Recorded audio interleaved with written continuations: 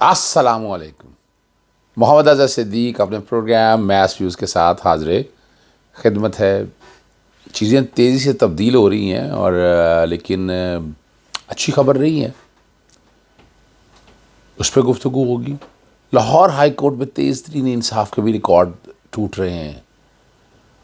ہماری عدالتیں، میں جو سمجھ رہا ہوں کہ انصاف فراہم کرنا، انصاف کے وہ تقاضے پورے نہیں کر رہی ہیں. سیاسی میدان میں کیا ہو رہا ہے؟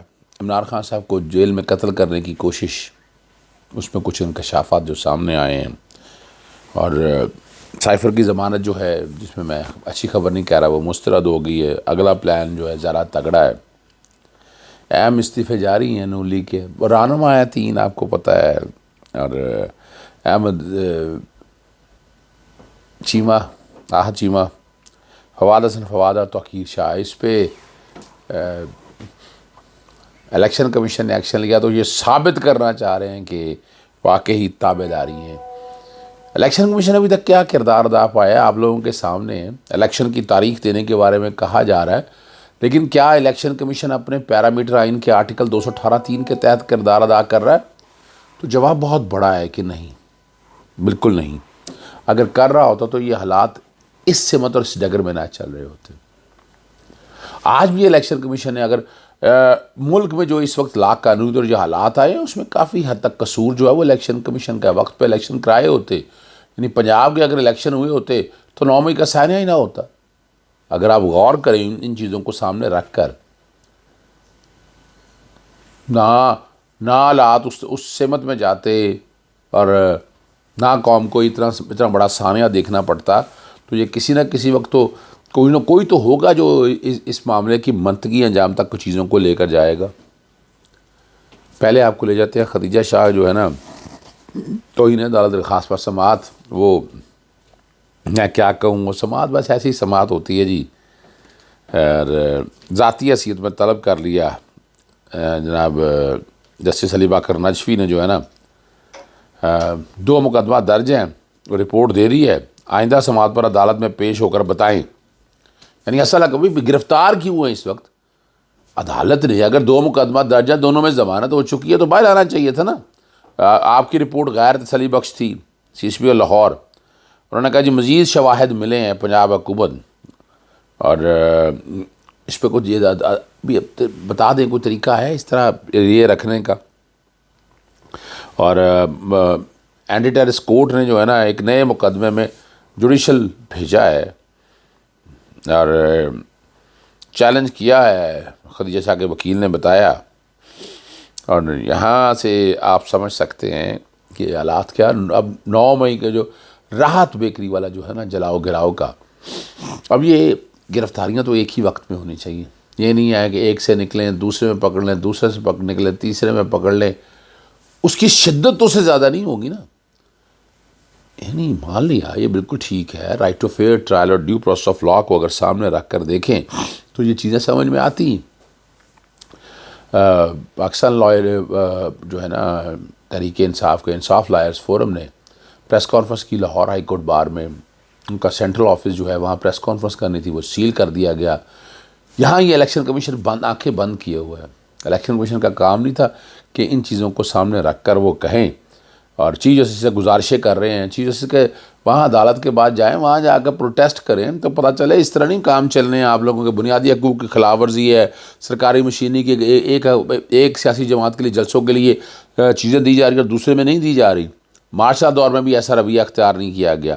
بنیادی حقوق سلب ہو رہے ہیں. ہمسایہ ملک میں بھی ایسے حالات نہیں ہیں.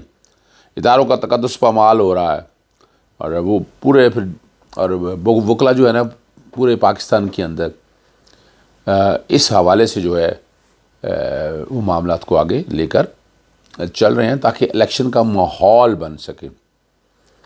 میں بار آپ لوگوں کو کہتا ہوں کہ الیکشن کا ماحول بن سکے. اور میں سے پہلے بتا چکا ہوں آصف علی زرداری بھی متحرک ہیں، مولانا فضل الرحمان بھی متحرک ہیں.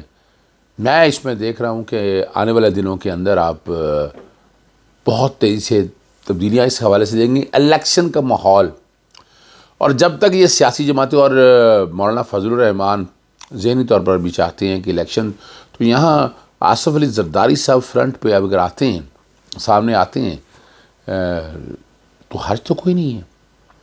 اور پاکستان تحریک انصاف کو بھی مساق پاکستان کے لیے الیکشن کرانے کے لیے پاکستان پیپلز پارٹی ایک جمہوری جماعت ہے، اس کے ساتھ آگے ہاتھ بڑھانا چاہیے. اور اس میں اکٹھی ڈیمانڈ سامنے آ تو الیکشن ہوتے ہیں. میرے اطلاع یہی ہے کہ پاکستان پیپلز پارٹی بھی فرنٹ پہ آ کے الیکشن کروانے کے حوالے سے جاری. تو الیکشن کمیشن پریشان بیٹھا ہوا ہے اور 2 نومبر کو وہ میری اطلاع کے مطابق وہ سپریم کورٹ میں ڈیٹ دینے لگے ہیں.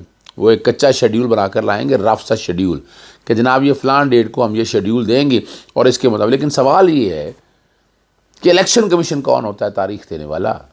آئین کا آرٹیکل 248 بڑا کلیئر ہے، یہ صدر پاکستان نے تاریخ دینی. اور صدر پاکستان کا جتنے خط و کتابت ہے وہ ساری میں نے ریکارڈ پہ لگا دی ہے. 2 تاریخ کو اس کیس کی سماعت ہونی.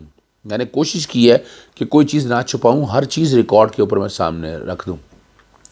اور یہ بہت بڑا ٹرن ہوگا، اس کا بہت اچھے نتائج برآمد ہو سکتے ہیں کہ اپنا تینوں لیڈرز کے میدان میں آنے کی وجہ سے، 2 لیڈروں کے میدان میں آنے کی وجہ سے پاکستان تحریک انصاف بھی، میرا جانتا خیال ہے کہ وہ الیکشن تو وہ بھی چاہتے ہیں. اب آپ کو لے جاتے ہیں سائفر کے کیس پہ. 20 صفحوں کا فیصلہ ہے.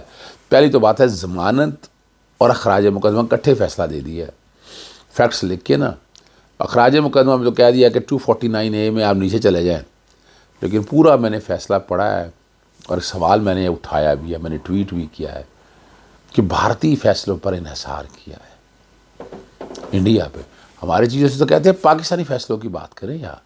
تو میں نے پھر ٹویٹ بھی کیا اور میں نے پوچھا بھی ہے کہ وہ ذرا بتا دیں کہ کیا ہے. پھر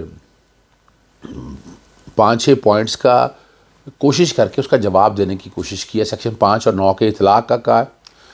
ماضی میں اطلاق کے حوالے سے وضاحت نہیں دی ہے. 5 اور 9 کیسے اطلاق ہوتا ہے، یہ ٹینٹیٹیو اسیسمنٹ ہوتی ہے.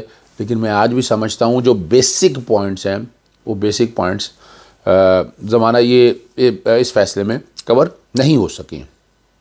اور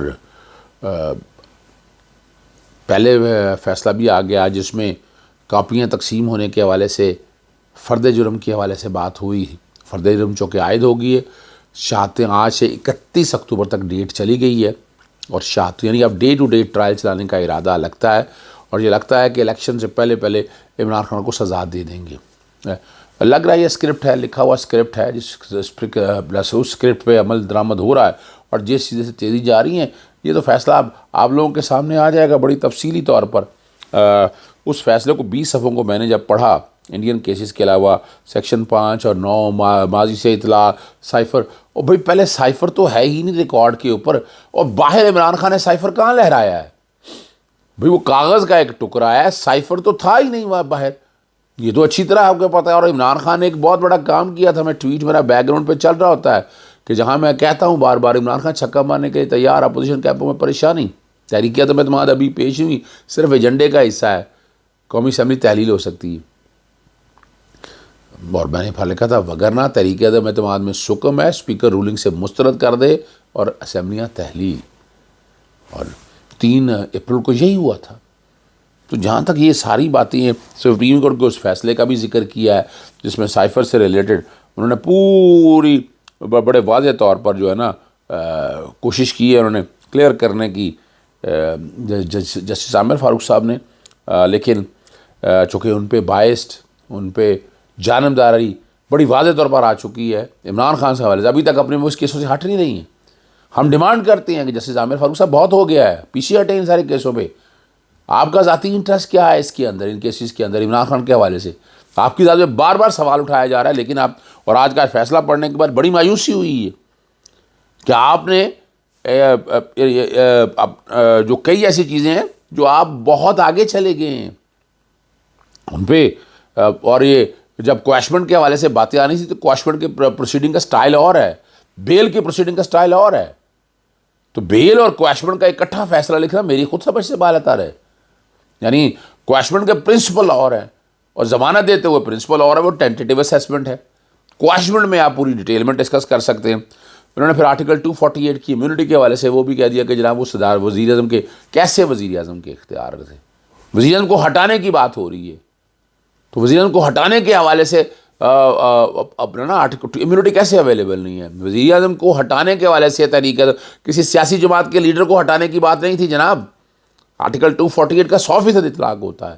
اس پہ بھی اس سے اگلی ریمیڈی میرا خیال سپریم کورٹ میں جائیں گے، اور سپریم کورٹ میں اب یہ معاملہ جو اب سارا ٹوٹل سپریم کورٹ میں چلا گیا، اور سپریم کورٹ بھی جسٹس قاضی فائصہ کیس سنیں گے. امید نہیں ہے ان سے بھی انصاف کی. وہ اپنے طور پر وہ بھی اب جیسے جسٹس عامر فاروق صاحب جانبدارانہ رائے رکھتے ہیں، اس طرح جسٹس قاضی فائصہ بھی جو ہے نا عمران خان صاحب کے بارے میں جانبدارانہ رائے رکھتے ہیں. کواشمنٹ کی حد تک انہوں نے کہہ دیا کہ جناب نیچے جائیں آپ، 249A کی درخواست دیں. یہاں میں 265D کی درخواست نہ دینا ایک بلنڈر ہے ہماری طرف سے، ہماری غلطی ہے. فرد جرم نہ عائد ہونے کے والے 265D کی درخواست کا بہت اہمیت ہونی تھی، اور اسی کو ہم آگے لے کر چلتے تو بہتر. اب تو ٹرائل بہت تیزی سے آگے چلنا ہے. یہاں سپریم کورٹ میں جائیں گے، سپریم کورٹ کی مرضی ہے کہ اس کیس کو لگاتا ہے یا نہیں لگاتا. لیکن یہ فیصلے میں کہیں نہ کہیں نظر آتا ہے کہ پراپر ذہن استعمال نہیں ہوا، اور اس فیصلے میں جانبداری بڑی واضح طور پر واضح ہے. ذاتی گرج کا لفظ تو نہیں میں کہتا، لیکن نظر آ رہا ہے. اور کچھ لوگ تو کہتے ہیں یہ فیصلہ کہیں سے لکھا آیا ہے. اب مجھے نہیں پتا یہ فیصلہ کہیں سے لکھا ہے یا نہیں لکھا آیا، لیکن یہ باتیں ہو رہی ہیں. اور اس کے اگلا جو سٹیپ ہے اس کو سپریم کورٹ میں، اور سپریم کورٹ بھی حالات کس ٹکر میں چلتے ہیں وہ آنے والے دن میں بتاؤں گا. اجازت چاہتا ہوں. السلام علیکم. اللہ حافظ. پاکستان زندہ باد.